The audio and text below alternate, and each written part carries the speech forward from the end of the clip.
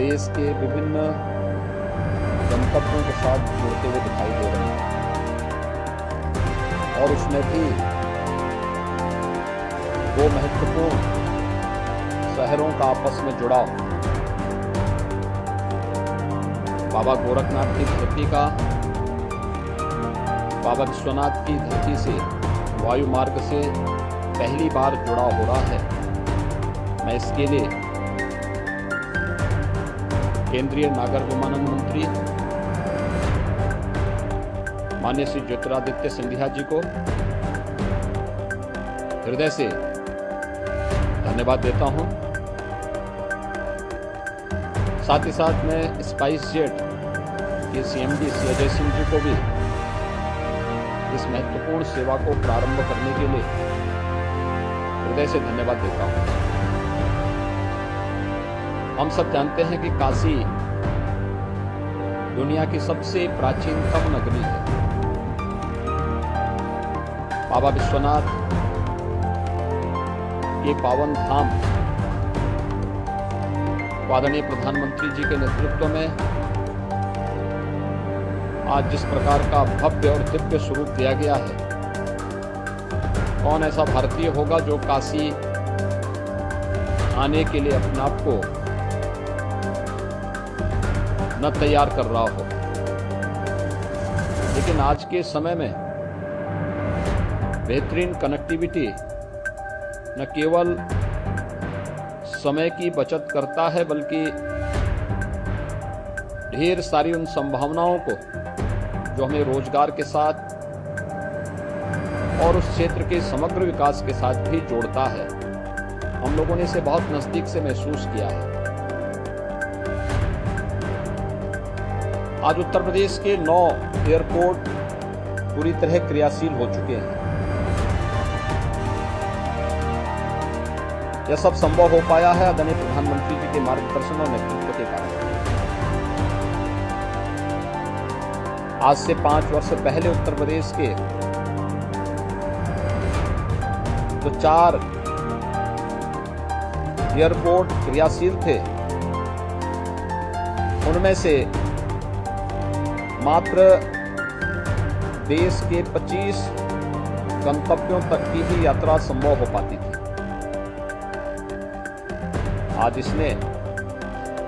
आज देश के अंदर वायु क्षेत्र में जिस तेजी के साथ विकास हुआ है, उत्तर प्रदेश आज उसका एक बेहतरीन उदाहरण प्रस्तुत कर रहा है। हम वर्तमान में प्रदेश में 75 गंतव्यों तक उत्तर प्रदेश से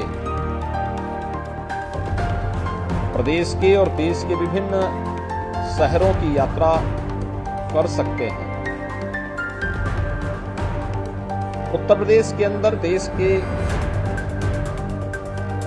एयर कनेक्टिविटी में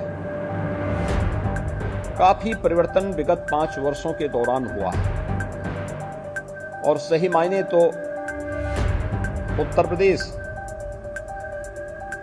आदरणीय प्रधानमंत्री जी के उस संकल्प को पूर्ति करता हुआ दिखाई दे रहा है, जिसमें उन्होंने कहा था कि एक हवाई चप्पल पहनने वाला भी हवाई जहाज की यात्रा करेगा। आज जब हम लोग चित्रकूट में सोनभद्र, जो देश का सर्वाधिक जनजातीय बाहुल्य क्षेत्र है, वहां पर एयरपोर्ट का बनना, श्रावस्ती महात्मा बुद्ध ने जहां पर सर्वाधिक अपने आध्यात्मिक साधना के चातुर्मास व्यतीत किए थे, भगवान बुद्ध की महापरिनिर्वाण स्थली कुशीनगर में अंतर्राष्ट्रीय हवाई अड्डे का क्रियाशील होना और उत्तर प्रदेश के अंदर वाराणसी हो, लखनऊ हो, या हमारे वर्तमान में निर्माणाधीन जेवर इंटरनेशनल एयरपोर्ट नोएडा, या फिर अयोध्या में निर्माणाधीन जो हमारा एयरपोर्ट है, ये सभी उत्तर प्रदेश के विकास की एक नई कहानी कहते हैं। वायु सेवा न केवल व्यक्ति के आवागमन को आसान करती है, बल्कि वहां के समग्र विकास को भी एक नई गति देती है। उत्तर प्रदेश के अंदर पिछले 5 वर्ष के अंदर विकास की जो एक नई दौड़ प्रारंभ हुई है, इसमें यहां पर विकसित हुए एयरपोर्ट्स और भारत सरकार के सहयोग के कारण ही ये सब संभव हो पाया है। रोजगार की अनेक संभावनाएं विकसित हुई हैं, पर्यटन के अवसर विकसित हुए हैं, और मैं विश्वास के साथ कह सकता हूं कि आज उत्तर प्रदेश से प्रदेश के अंदर और देश के अंदर 6 गंतव्यों तक की ये वायु यात्रा, वायु सेवा का प्रारंभ होना इस विकास की कहानी को एक नई ऊंचाइयां प्रदान करने में सहायक होगा। बाबा विश्वनाथ का धाम आज बाबा गोरखनाथ के धाम से वायु मार्ग से जुड़ रहा है, और साथ ही साथ ये मेरे लिए अत्यंत प्रसन्नता का विषय है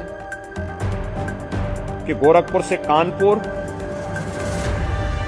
वाराणसी से मुंबई, कानपुर से पटना, कुशीनगर से कोलकाता समेत 6 अन्य फ्लाइट उत्तर प्रदेश के अलग अलग शहरों से प्रदेश और देश के विभिन्न गंतव्यों को जोड़ने के लिए आज प्रारंभ हो रही है। मैं इसके लिए माननीय श्री ज्योतिरादित्य सिंधिया जी को, नागर विमानन मंत्रालय को, प्रदेशवासियों की ओर से हृदय से धन्यवाद देता हूं। स्पाइस जेट परिवार को, जिन्होंने शुरू से ही इस सेक्टर में अच्छी रुचि दिखाई है, आज वह हम सब के सामने भी है। और मैं बार बार इस बात को मानता रहा हूं कि उत्तर प्रदेश में ढेर सारी संभावनाएं हैं, इन संभावनाओं को आगे बढ़ाने की आवश्यकता है।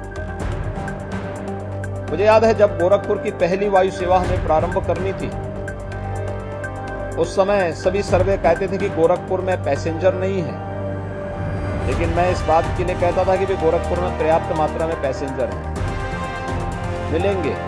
मैंने तो एक बार, मैं उस समय गोरखपुर से सांसद था और उस वक्त मैंने नागर विमानन मंत्रालय के साथ इस बारे में कहा था। मैंने कहा उस समय उड़ान योजना नहीं थी, लेकिन मैंने ये कहा था कि भाई आप अपना एक ATR गोरखपुर दिल्ली के बीच में चलाइए, अगर यात्री कम पड़ेंगे तो बाकी जितनी सीटें खाली होंगी उनकी भरपाई मैं स्वयं करूंगा। मुझे प्रसन्नता है कि उस समय गोरखपुर दिल्ली के बीच एक निजी एयरलाइंस को वायु सेवा प्रारंभ करने की अनुमति दी गई थी, बहुत सफल थी। और आज गोरखपुर देश के अंदर जो ये सेवा प्रारंभ होने जा रही है, मुझे लगता है ये 12वीं वायु सेवा है जो गोरखपुर को वाराणसी से जोड़ रही है। ऐसे ही अन्य शहरों को भी जोड़ने के लिए जो कार्रवाई प्रारंभ हुई है, अभिनंदनीय है। गोरखपुर के नागरिकों को और गोरखपुर से यात्रा करने वाले उन सभी यात्रियों के लिए यात्रा तो सुगम बनेगी ही, आसान यात्रा के साथ साथ गोरखपुर और पूर्वी उत्तर प्रदेश के विकास को एक नई ऊंचाइयां प्रदान करने में सहायक होगा। मैं एक बार फिर से आदरणीय प्रधानमंत्री जी के मार्गदर्शन में, उनके नेतृत्व में नागर विमानन मंत्रालय भारत सरकार देश के अंदर एयर कनेक्टिविटी को जितना बेहतरीन और आसान बनाने का कार्य कर रहा है, यह भारत को दुनिया की सबसे बड़ी अर्थव्यवस्था बनाने में एक निर्णायक भूमिका का निर्वहन करेगा। और उत्तर प्रदेश को मिल रही वायु सेवा की ये सुविधाएं उत्तर प्रदेश को भी देश की एक बड़ी अर्थव्यवस्था के रूप में स्थापित करने में महत्वपूर्ण भूमिका का निर्वहन करेगा। मैं एक बार फिर से ज्योतिरादित्य जी, आपका मैं हृदय से अभिनंदन करता हूं, आपकी पूरी टीम को धन्यवाद देता हूं। साथ ही साथ मैं CMD स्पाइस जेट से अजय सिंह जी को और उनकी पूरी टीम को भी हृदय से अभिनंदन और धन्यवाद देते हुए विश्वास व्यक्त करता हूं कि उत्तर प्रदेश के अन्य शहर भी हमारे बहुत शीघ्र वायु सेवा के साथ जोड़ करके विकास की एक नई कहानी को आदरणीय प्रधानमंत्री जी की मंशा के अनुरूप, उनके विजन के अनुरूप आगे बढ़ाने में निर्णायक साबित होंगे। आज गोरखपुर में जो यात्री इस यात्रा का आनंद ले रहे हैं, उन सब की एक शुभ यात्रा के लिए मैं अपनी शुभकामनाएं देता हूं। उत्तर प्रदेश के विभिन्न शहर आज उत्तर प्रदेश से और देश के विभिन्न शहरों से जुड़ रहे हैं।